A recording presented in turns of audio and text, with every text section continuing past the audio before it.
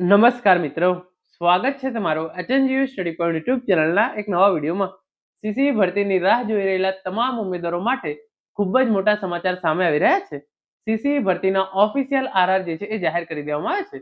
એટલે કે CC group એ અને સીસી ગ્રુપ બી ભરતી માટેના નવા આરઆર જે છે એ જાહેર કરી દેવામાં આવે છે. તો આજના આ વિડીયોની અંદર આપણે નવા આરઆર પ્રમાણે નવો અભ્યાસક્રમ શું છે, નવી પરીક્ષા પદ્ધતિ શું છે, એના વિશેની સંપૂર્ણ ચર્ચા જે છે એ કરવાના છીએ. તો હવે શરૂ કરીએ આજનો આ વિડીયો. તો તમે આ જોઈ શકો છો, તારીખ 22 જાન્યુઆરી 2024 ના રોજ જે છે આ નવા આરઆર જે છે એ જાહેર કરવામાં આવેલા છે અને એની અંદર જે છે એ તમામ ઇન્ફોર્મેશન જે છે એ લખવામાં આવેલી છે.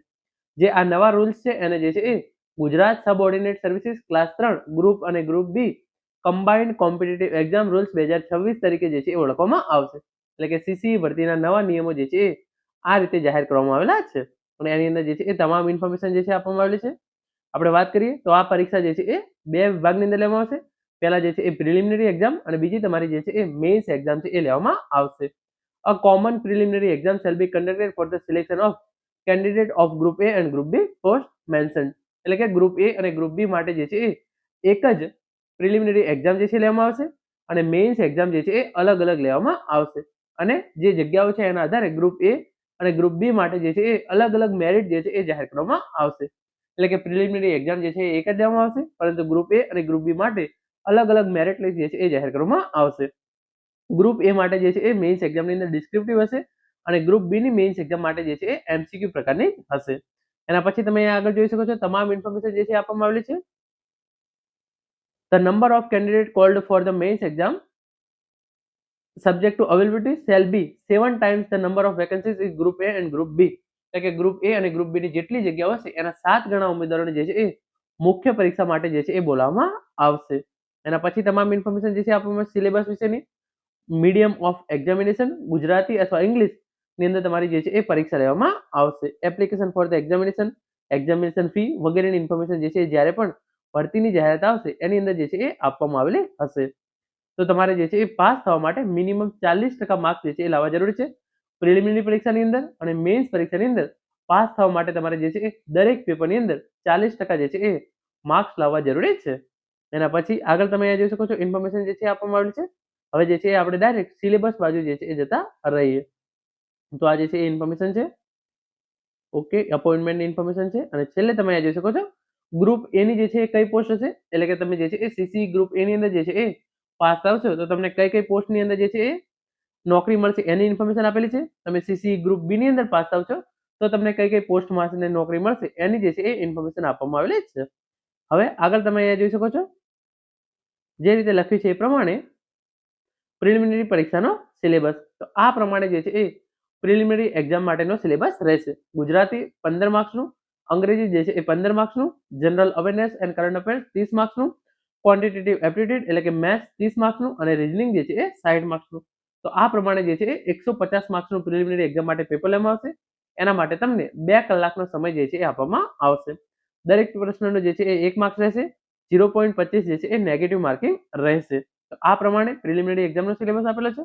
એના પછી જે મુખ્ય પરીક્ષા છે એની વાત કરીએ તો ગ્રુપ એ ની જે મુખ્ય પરીક્ષા છે એ જે છે એ લેખિતની અંદર લેવામાં આવશે અને એની અંદર ગુજરાતી લેંગ્વેજ સ્કિલ 100 માર્ક્સ 3 કલાકનો સમય, ઇંગ્લિશ લેંગ્વેજ સ્કિલ 100 માર્ક્સનું પેપર 3 કલાકનો સમય, જનરલ સ્ટડીઝ 150 માર્ક્સનું પેપર 3 કલાકનો સમય. તો ટોટલ જે છે એ 350 માર્ક્સનું જે છે એ આ પેપર રહેશે. એના પછી તમે જોઈ શકો છો કયા સ્ટાન્ડર્ડનું પેપર પૂછવામાં આવશે. તો ગુજરાતી લેંગ્વેજ જે છે 12મા પ્રમાણેનું જે છે એ પૂછવામાં આવશે. પછી અંગ્રેજી પણ જે છે એ 12મા ધોરણનું જે છે એના આધારેનું જે છે એ સિલેબસ પૂછવામાં આવશે. તો આ પ્રમાણે તમે જોઈ શકો છો 12માના લેવલનું જે છે એ પૂછવામાં આવશે. એના પછી તમે જોઈ શકો છો સીસી ગ્રુપ બી મુખ્ય પરીક્ષાનો સિલેબસ 200 માર્ક્સનું પેપર રહેશે. એના માટે તમને 2 કલાકનો સમય આપવામાં આવશે. Indian state system and constitution એના જે છે એ 20 marks, Indian economy, state economy અને નીતિ આયોગ એના જે છે એ 20 marks, public administration and governance એના જે છે એ 20 marks, discipline and ethics in public service 10 marks, information on various government schemes 30 marks, regional, national and international important events including current affairs 30 marks, history and geography of Gujarat 20 marks, cultural heritage of Gujarat art and literature 10 marks, Gujarati and English 20 marks, science environment and information technology 30 marks. तो आ रीते तमारुं जे छे ए CC group B નું 200 માર્ક્સનું paper જે છે એ MCQ પદ્ધતિથી લેવામાં આવશે. આગળ જે છે ઇન્ફોર્મેશન તમે જોઈ શકો છો દરેક પ્રશ્નનો જે છે એ 1 માર્ક રહેશે. નેગેટિવ માર્કિંગ જે છે એ 0.25 રહેશે. પછી તમે ઈ ઓપ્શન કરશો તો તમારા માર્કિંગ જે છે એ કાપવામાં આવશે નહીં. વિગતવાર સિલેબસ જે છે એ આપવામાં આવેલું છે. મેઇન્સ એક્ઝામ માટે તમે જોઈ શકો છો. સીસી ગ્રુપ એ ની અંદર જે મેઇન્સ એક્ઝામ લેવામાં આવે છે એની અંદર તમારે જે છે એ નિબંધ, વિચાર વિસ્તાર, સંક્ષેપીકરણ, ગદ્ય સમીક્ષા, પ્રચાર માધ્યમો માટે નિવેદનો તૈયાર કરવા, પત્ર લેખન, ચર્ચા પત્ર, અહેવાલ લેખન, ભાષાંતર અને ગુજરાતી વ્યાકરણ જે છે એ 15 માર્ક્સનું પૂછવામાં આવશે. તો આ પીડીએફ તમને જે છે એ ટેલિગ્રામ ચેનલની અંદર મળી જશે. તમે ત્યાં જઈ વિગતવાર અભ્યાસક્રમ જે છે એ જોઈ શકો છો.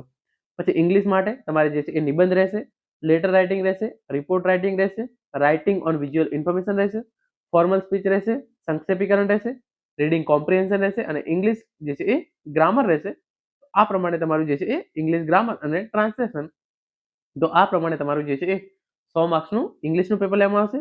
અને જે છે તમે જોઈ શકો છો જનરલ સ્ટડીઝનું પેપરની અંદર જે છે હિસ્ટ્રી ઓફ ઇન્ડિયા 15 માર્ક્સનું રહેશે, કલ્ચરલ હેરિટેજ 15 માર્ક્સનું રહેશે, geography 15 marks, science and technology 10 માર્ક્સનું રહેશે. પછી ઇવેન્ટ ઓફ રિજનલ, નેશનલ અને ઇન્ટરનેશનલ ઇમ્પોર્ટન્સ એટલે કે કરંટ અફેર્સ 30 માર્ક્સનું રહેશે.